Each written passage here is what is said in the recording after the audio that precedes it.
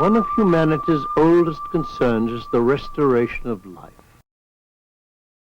Early attempts to revive the dead and dying were often primitive and ineffective.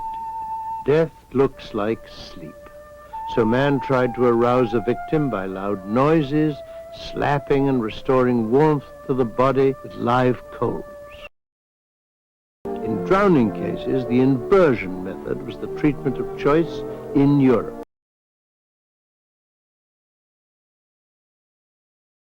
By 1773, the Dutch became quite adept at rolling victims over barrels. In 1812, the barrel was replaced by a horse that bounced the drowning victim. The bouncing method caused some air exchange and occasionally even met with success. The Royal Humane Society of London advocated the use of bellows for resuscitation in 1837, but the bellows proved better at reviving fires than reviving people. More sophisticated methods followed. In 1857, England's Dr. Sylvester kept the victim face up to perform the first manual method of artificial respiration to be universally accepted. In 1903, the victim was turned face down for the Schaefer prone pressure method. Then, in 1932, the Holger-Nielsen technique was developed, and its use became widespread.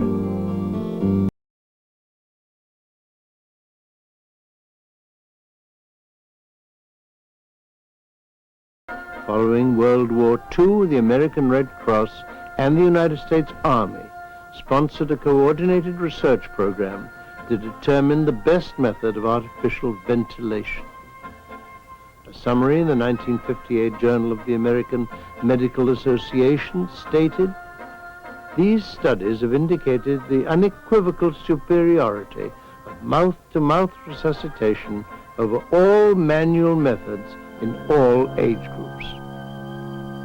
This scientific milestone brought about dramatic rescues in suffocation, drowning, choking, and other cases where breathing had stopped. But if the heart stopped, circulation also had to be restored. In 1960, Doctors Cowan, Hoven, Knickerbocker, and Jude at the Johns Hopkins Medical School made this breakthrough by developing a technique for artificial circulation. Today, artificial circulation combined with artificial ventilation is the recommended technique for emergency resuscitation. It may be needed in heart attack, electric shock, drowning, suffocation, gas poisoning, overdose of drugs, or any time that respiration or circulation have stopped. During normal respiration and circulation, oxygen is carried to all parts of the body by the cells in the bloodstream. If breathing or heartbeat stop, the brain, which is the most sensitive tissue of the body, may become seriously damaged after 4 to 6 minutes without oxygen.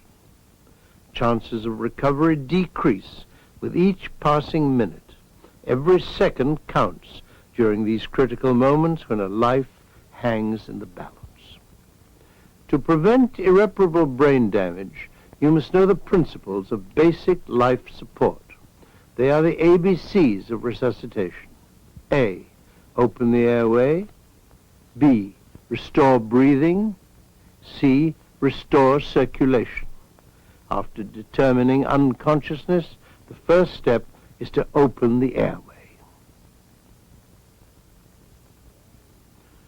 In this training session, an airway model is used to demonstrate this principle. During normal breathing, the air passages are open. In an unconscious person, the head flexes and the jaw falls back. The tongue, which is attached to the jaw, falls against the throat and blocks the airway. The first thing in an emergency is to open the airway. The recommended method is head tilt. With one hand on the forehead, tilt the head back to maximum extension. Head tilt may be supplemented by neck lift. Head tilt can also be supplemented by chin lift. Another method to open the airway is jaw thrust. Place the fingers at the angles of the jaw and thrust the jaw forward as you tilt the head back. Often, opening the airway is all that is necessary for breathing to resume spontaneously. If breathing does not resume, immediately begin breathing for the victim by the mouth-to-mouth method. Keep the head tilted back. Seal the nose to prevent air from escaping. Open your mouth widely, take a deep breath, make a tight seal around the mouth, and blow in until you see the chest rise. Remove your mouth and watch the chest fall as the victim exhales. Repeat every 5 seconds. With every breath, you should see the chest rise and fall, and you should feel and hear the exhaled air. In an actual emergency, the initial maneuver after opening the airway is to give 4 quick, full breaths without allowing for full lung deflation between breaths. Those first 4 breaths assure good lung expansion. In cases where mouth-to-mouth is not effective, mouth-to-nose may be substituted. Lift the chin to close the mouth. Seal the lips with your cheek or thumb. Then blow through the nose. Sometimes it may be necessary to open the mouth for exhalation.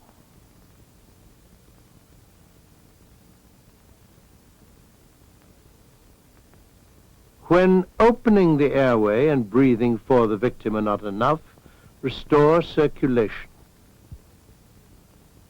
The heart is a pump that forces out blood and produces a pulse with each contraction. This heart is beating normally and is monitored on an oscilloscope which shows the normal electrocardiogram.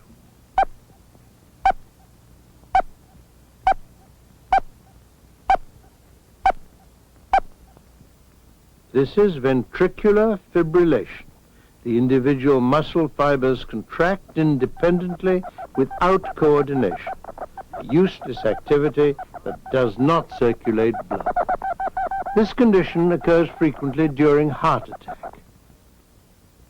This is cardiac standstill. When the heart stops, there is no circulation or pulse, and no activity is recorded on the oscilloscope.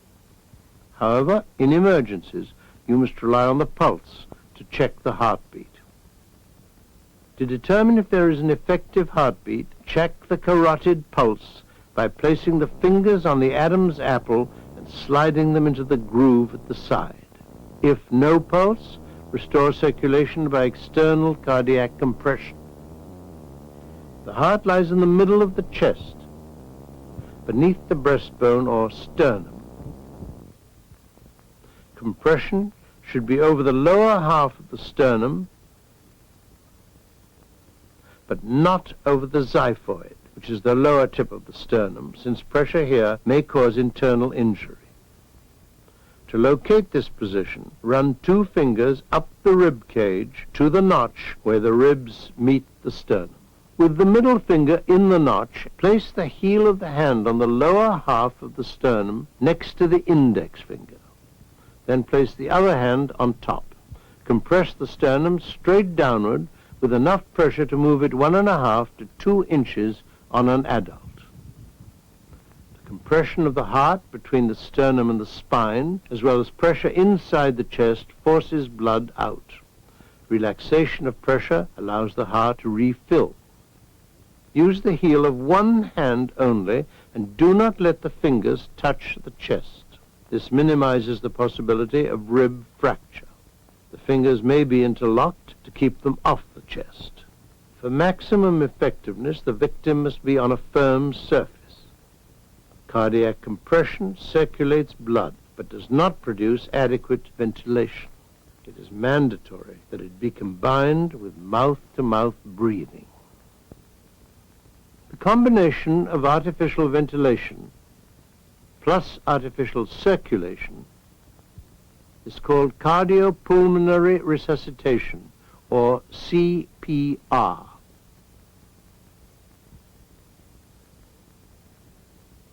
CPR is performed best by two rescuers. One compresses the heart once a second, while the other interposes a breath between each 5 compressions without any pause in the compressions. Ventilation is more effective when done between compressions because you are not inflating against the compressions. The compression rate is 60 per minute. The compressions should be regular, smooth, even, and uninterrupted with a ratio of 50% compression to 50% relaxation. The hands are relaxed after each compression, but remain in contact with the chest. One rescuer may count out loud to maintain the rhythm.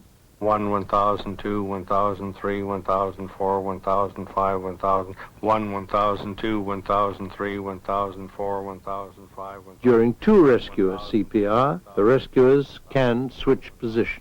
The rescuer performing compressions directs that a switch take place at the end of a 5-to-1 sequence. 1002, 1003, 1004, 1005, 1000, switch 1002, 1003, 1004, 1005. Then he checks for spontaneous heartbeat for 5 seconds at the time of switching positions. There is no pulse. He gives a breath immediately. No pulse. Continue CPR.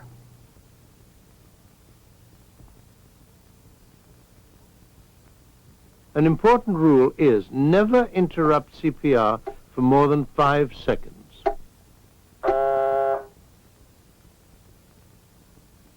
When there is only one rescuer, he performs CPR alone by compressing the chest 15 times, then giving 2 quick breaths. To compensate for the time lost inflating the lungs, the compression rate must be faster, 80 per minute. This achieves a rate of approximately 60 per minute. To help maintain a proper rate, you can count to yourself. 1 and 2 and 3 and 4 and 5 and 6 and... In review, when there are two rescuers, compress the chest at a rate of 60 per minute and interpose a breath between each 5 compressions without a pause. Remember, with two rescuers, the compression-ventilation ratio is 5-to-1. The compression rate is 60 per minute. If there is only one rescuer, compress the chest faster at a rate of 80 per minute, and after each 15 compressions, give 2 quick, full ventilations. Again, with one rescuer, the compression-ventilation ratio is 15-to-2. The compression rate is 80 per minute.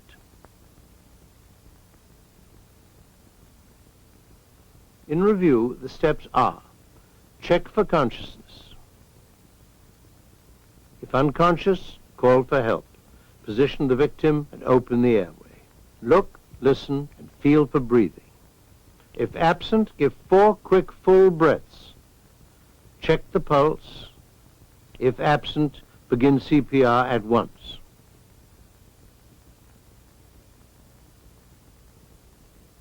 After the first minute and every few minutes thereafter, stop compression. Check the carotid pulse for a return of spontaneous heartbeat. If no pulse, ventilate the lungs, then quickly resume CPR.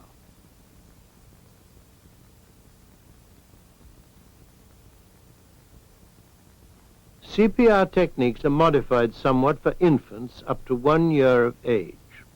Ventilate by covering the mouth and nose and using small puffs of air to inflate the lungs every 3 seconds. If air distends the stomach, expel it. To do this, turn the infant to the side to prevent possible aspiration of stomach contents and press on the upper abdomen. Then quickly resume ventilation. To check the infant's pulse, feel for the brachial artery on the inside of the arm between the elbow and the shoulder. If pulse is absent, begin CPR.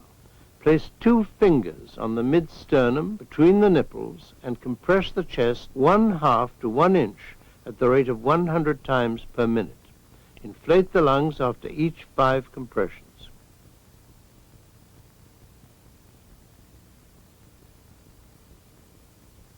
For children from 1 to 8 years of age, effective compression can be achieved with the heel of only one hand.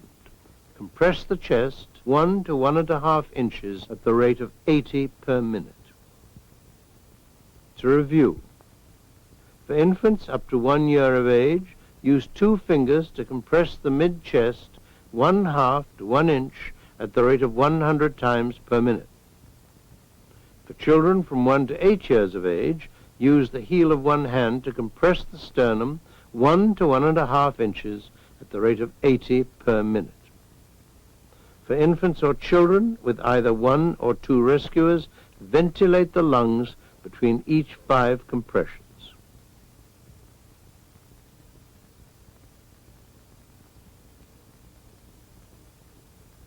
You have seen demonstrations of the ABC principles of basic life support.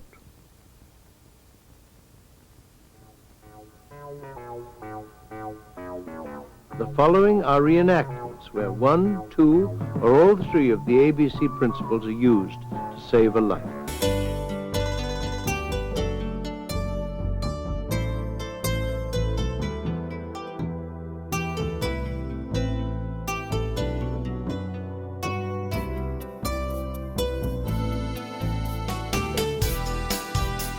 After fainting, mild heart attack, and other conditions, failure to breathe may be due only to the tongue blocking the airway. Open the airway. Opening the airway and the return of spontaneous breathing means successful rescue.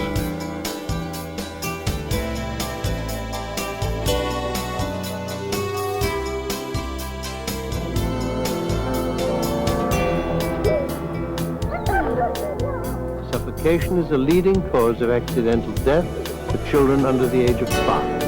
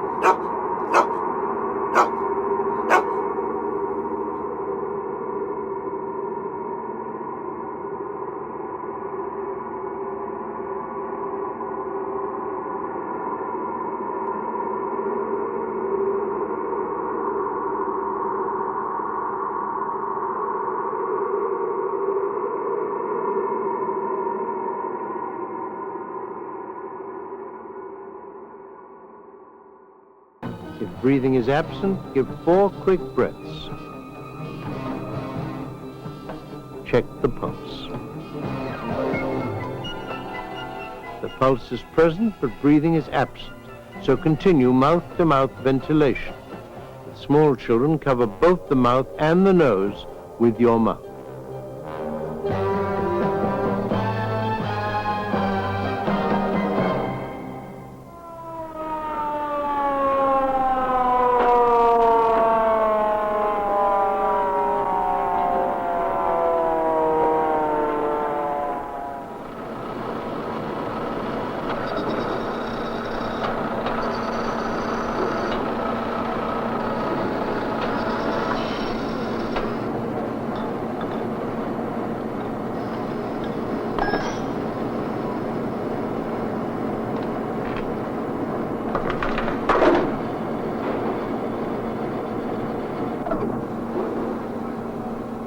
Pain and discomfort in the center of the chest are early warning signs of impending heart attack. This may be followed by radiation of pain to the shoulders, arms, or neck. Weakness and sweating also may be present.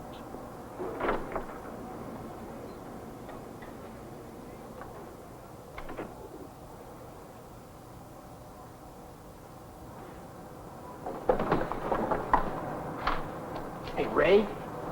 Determine Ray. unconsciousness. If unconscious, open the airway. Look, listen, and feel for breathing. If absent, give 4 quick breaths.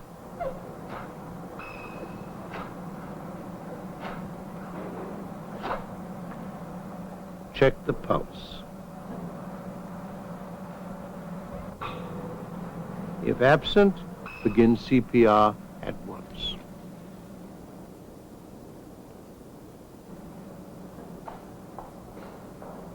Come on! Quick, get emergency, 911. Get an ambulance, quick.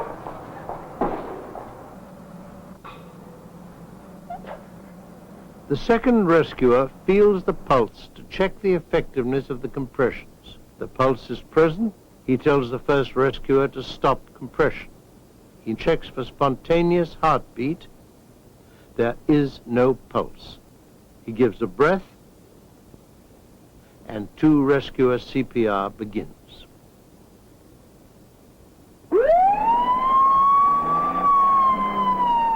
Where there is a well-organized community-wide rescue system, trained personnel and portable equipment are quickly dispatched to the scene. Effective CPR by the first rescuers at the scene can sustain a victim of cardiac arrest until advanced life support arrives.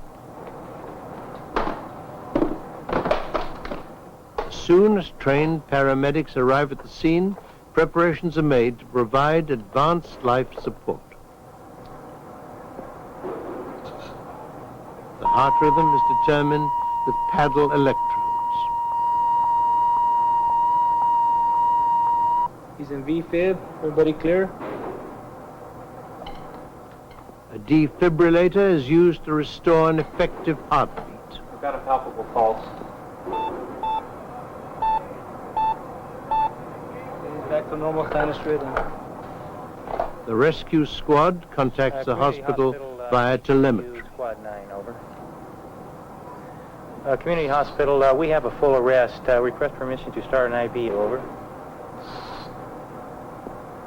An intravenous lifeline is started so that fluids and drugs can be administered. Breathing is assisted with a mechanical ventilator.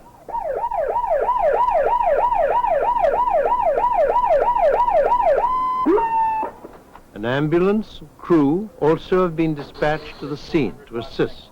Now have normal sinus rhythm. Assisting breathing with the mechanical ventilator. Give him a 5-second shot. Seeing the vitals. Lead 2 ECG to follow, community.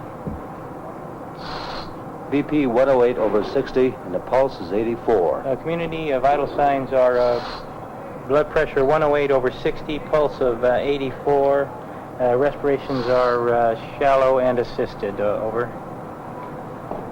10-4 community. Lidocaine on board. Community, we have the lidocaine administered at this time. We're preparing to transport the patient to your location. 6025 prospect. The patient has received advanced life support from trained rescue personnel at the scene. He is now stabilized and can be transported to the hospital. South 4, 7, 3, 4, 1/2.